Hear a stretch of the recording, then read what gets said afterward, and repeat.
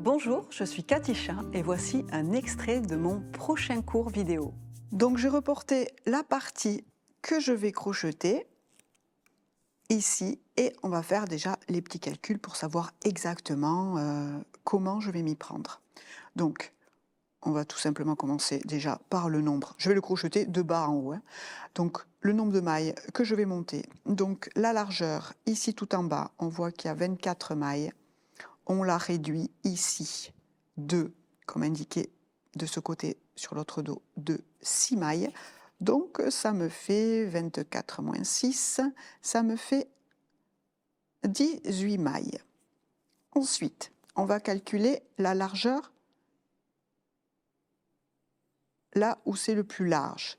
Donc 8 mailles plus 4 mailles, 12, sans oublier les 2 mailles de la largeur de la pince au total qu'on va devoir diminuer, donc 14, et cette partie, elle fait 7 mailles, donc 14 plus 7, 21 mailles de large, ici, la partie la plus large.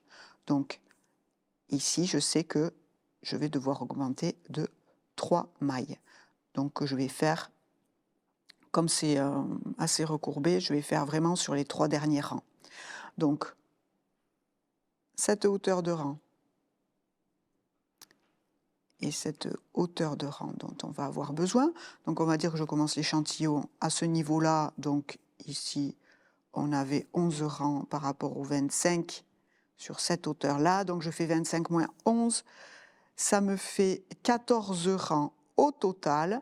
Mais moi, ce qui m'intéresse, c'est de décomposer ces 14 rangs.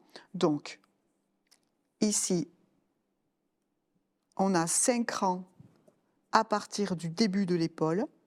Donc, je fais, j'en avais combien? J'en avais 14 moins 5. Ça me fait 9 rangs ici. Et donc, alors, il est arrêté au mauvais endroit. Hein. C'est au total, ici, il y aura 5 rangs supplémentaires. Voilà. Donc, on va passer la pince. On avait dit qu'on ferait une diminution ici et une autre ici. Donc, comme j'ai 3 rangs de haut, je ferai sur le premier rang et sur le troisième rang. Je dois en même temps donc commencer l'épaule. Je dois diminuer de 8 mailles sur ces 3 rangs. Donc, on va faire des sections. Je vais laisser au premier rang 3 mailles de côté. Au deuxième rang, je vais laisser 3 autres mailles. Et au troisième rang, je vais laisser 2 mailles. Donc, je me mets des petits chiffres pour y penser.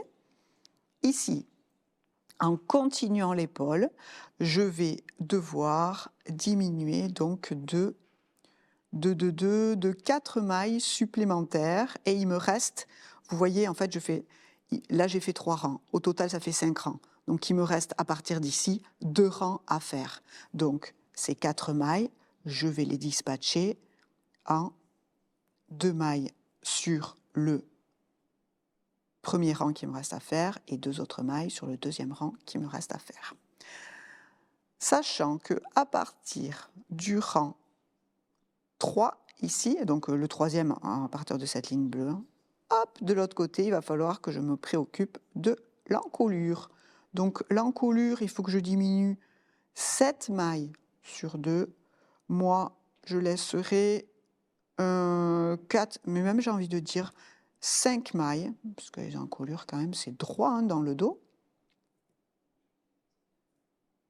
Et on fera 2 mailles sur le dernier rang de diminution évidemment. Donc j'ai commencé à faire une bonne partie de l'échantillon, donc je vais vous montrer.